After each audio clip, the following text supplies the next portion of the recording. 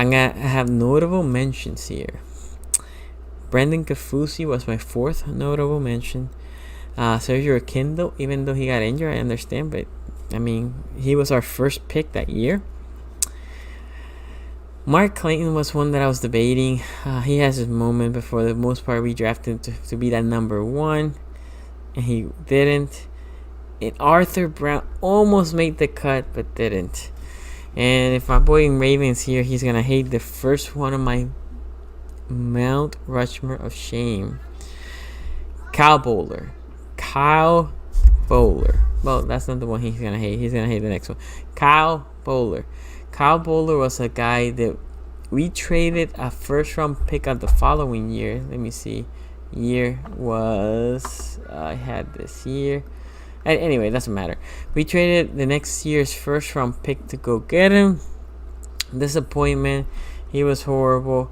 It was just bad, right? It was not the greatest. It was the following year we drafted another quarterback that I like a lot.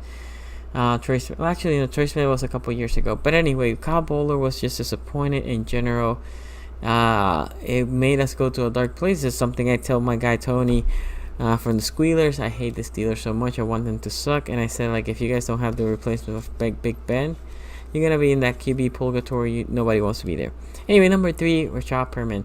Perriman was a guy that had some flashes, but for the most part, he was supposed to be the guy, right? Flacco never had the number 1 receiver. Boom, we drafted him. All these speed, but injuries didn't help, and then drops didn't help. Perriman is there in the Mount Rushmore of shame. Number 2, Terrence Cody.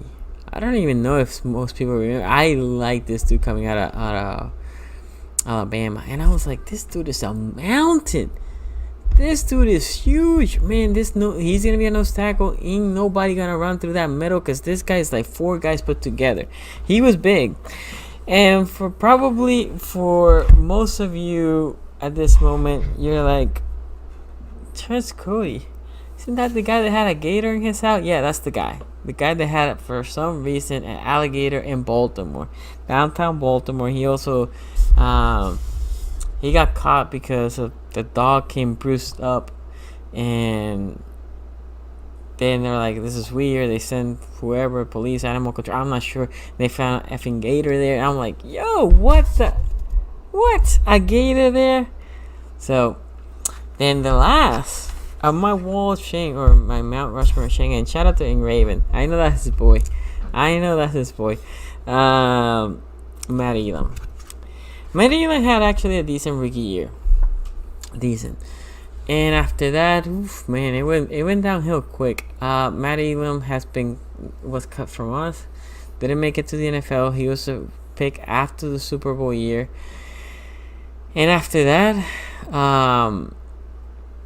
he went to XFL. He was with the DC Defenders, and he got cut there too. Matt Elam, a lot of people said that we didn't use him correctly. That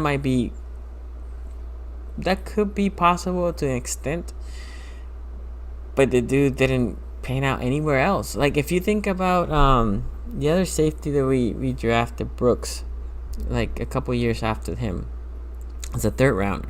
I like him a lot. He showed flashes here. He didn't pan out. He also was injured. We cut him, and that. By the way, that is the route that the Joker's going right now. Too much injuries. So Brooks actually had some flashes. He's still in the league. He has some flashes with the Patriots line. So you see, so he hasn't been great, but he wasn't a bum. Matt Elam, man, his highlight was that he was selling. He was still a Foot Locker while he was in the league. That was his highlight. So this was my wall of shame.